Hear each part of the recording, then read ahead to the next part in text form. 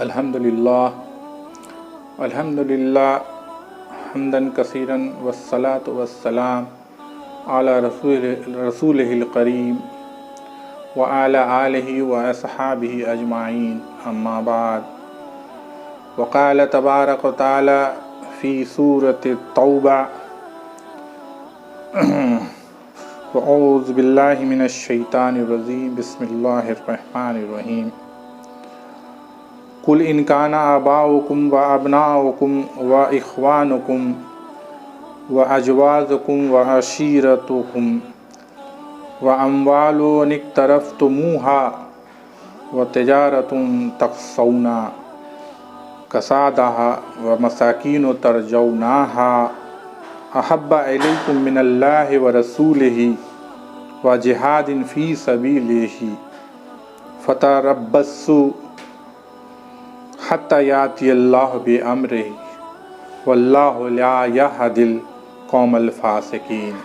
صدق اللہ العظیم رب اشرح لی صدری ویسر لی امری واحلل عقدۃ من لسانی ویفقہوا قولی آمین یا رب العالمین۔ آپ کے سامنے ہم نے سورۃ التوبہ کی آیات نمبر 24 کی تلاوت کی۔ یہ قرآن مجید کی میں ساری صورتوں میں اکلوتی سورہ ہے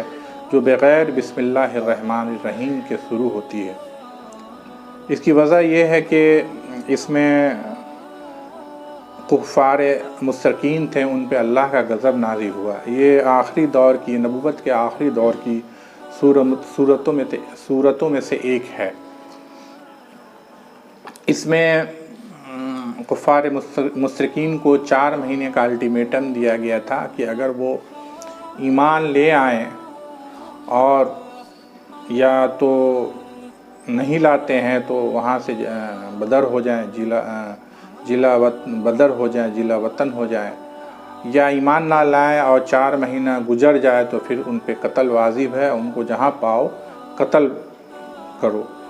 اس سورہ کے معاملے میں بہت سارے مخالفین بھی ہیں جو کافروں میں سے ہیں۔ حالانکہ یہ سورہ وہ خاص کنڈیشن میں اتری تھی اور اس دور کے لیے وہ بات تھی کہ جب کوئی رسول اپنا عہد اپنا جو پیغام ہے اللہ کا واضح کر دیتا ہے، اتمام حجت پورا کر دیتا ہے لوگوں پہ، اور جب وہ ایمان نہیں لاتی ہے تو اللہ نے اس قوم کا جڑ کاٹ دیا ہے، اور اس سے قبل جتنے رسول آئیں اور اسی طرح انہوں نے اپنے اتمام حجت کو قائم کیا، اور جب وہ قوم نہ مانی تو اس پورے قوم کی جڑ کاٹ دی گئی۔ جیسے نوح علیہ السلام کی قوم، جیسے ہود ہے، صالح ہے، لوط ہے، یہ تمام قوم کی جڑ کاٹ دی گئی۔ لیکن رسول اللہ صلی اللہ علیہ وسلم کے بارے میں یہ خاص تھا کہ یہ آخری امت ہے اور اسی کو آگے بڑھنا ہے، تو اللہ نے یہ دوسرے طرح سے ان پہ واجب کیا، تو آخر میں یہ قتل کا حکم سنا دیا اس آیت میں جو شروع میں آتی ہے، جو پہلی آیات ہے اس کی اس توبہ کی۔ ہم جو بات کر رہے ہیں سورہ نمبر 24 کی، اس میں آیا ہے کہ کہہ دیجئے کل ان کان آباؤکم و ابناؤکم و اخوانکم، کہہ دیجئے رسول اللہ صلی اللہ علیہ وسلم ان سے کہ اگر تمہیں زیادہ محبوب ہیں تمہارے باپ، و ابنا کل ان کان آباؤکم تمہارے باپ، و ابناؤکم اور تمہارے بھائی، و تمہارے بیٹے، و اخوانکم اور تمہارے بھائی، و ازواجکم اور تمہاری بیویاں، وَأَسِيرَتُكُمْ اور تمہارے رشتہ دار اور قرابت دار، وَأَمْوَالٌ اقْتَرَفْتُمُوهَا اور وہ مال جو تمہیں بہت محبوب ہے، پسندیدہ تم نے بہت کمائی ہے محنت سے، وَتِجَارَةٌ تَخْشَوْنَ كَسَادَهَا اور وہ تجارت تم نے بڑی محنت سے کھڑا کیا، اس میں گھاٹا ہونے کا ڈر لگا رہتا ہے، وَمَسَاكِينُ تَرْجَوْنَاهَا اور وہ جو محل تم نے بنایا بہت محبوب ترین ہے، احب الیکم من اللہ و رسولہ و جہاد فی سبیلہ، اور اگر تمہیں جو زیادہ اس سے محبت ہے اللہ اور رسول کے سے، اللہ اس کے رسول سے زیادہ تمہیں محبوب ہے، اور وہ جہاد فی سبیلہ، اور اللہ کے راہ میں جہاد سے، تو فتربصوا، تو انتظار کرو، حتی یاتی اللہ بامر، یہاں تک کہ اپنا اللہ حکم سنا دے، واللہ لا یہدی قوم الفاسقین، اور اللہ ایسے فاسقوں اور ناہنجاروں کو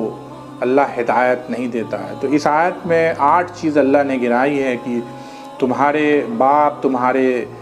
بیٹے، یا تمہاری بھائی، یا تمہاری بیویاں، اور وہ جو مال تم نے کمایا ہے بڑا محبوب ہے، اور وہ جو تجارت تم نے کھڑا کیا بہت ہی تمہیں جس میں ڈر لگا رہتا ہے گھاٹا ہونے کا، وہ بڑا عزیز ہے، اور جو تم محل نے بنایا تمہیں بڑا محبوب ہے اللہ اور اس کے رسول کے مقابلے میں اور اس کے جہاد کے مقابلے میں، تو یہاں تک کہ انتظار کرو، فتربصوا حتی یاتی اللہ بامرہ، یہاں تک کہ اللہ اپنا فیصلہ سنا دے، واللہ لا یہدی القوم الفاسقین، اللہ ایسے فاسقوں اور ناہنجاروں کو ہدایت نہیں دیتا ہے۔ تو آج جو صورتحال ہے، ہم پوری طرح ہمارا معاملہ ہے کہ انہی 8 چیزوں کے پیچھے میری پوری زندگی ارد گرد ٹرن ڈاؤن ہو رہی ہے، اور پوری زندگی ختم ہو جاتی ہے اسی کے پیچھے۔ ہم بھول جاتے ہیں اپنے مقاصد جو اللہ نے دیے ہیں دین کے بارے میں، مجھے کہاں جانا، کہاں میرا مقام ہے۔ تو اللہ نے واضح کر دیا اس آیت میں کہ اگر ان 8 چیز سے تمہیں زیادہ محبت ہے تو پھر دفع ہو جاؤ، اور تم اپنا ٹھکانہ آخرت میں جہنم کا گڑھا ہے اور اس کا جگہ متعین ہے۔ اللہ تعالیٰ ہمیں سمجھنے کی توفیق عطا فرمائے۔ والقرآن الحکیم ونفعنی وإیاکم بآیاتی والذکر الحکیم۔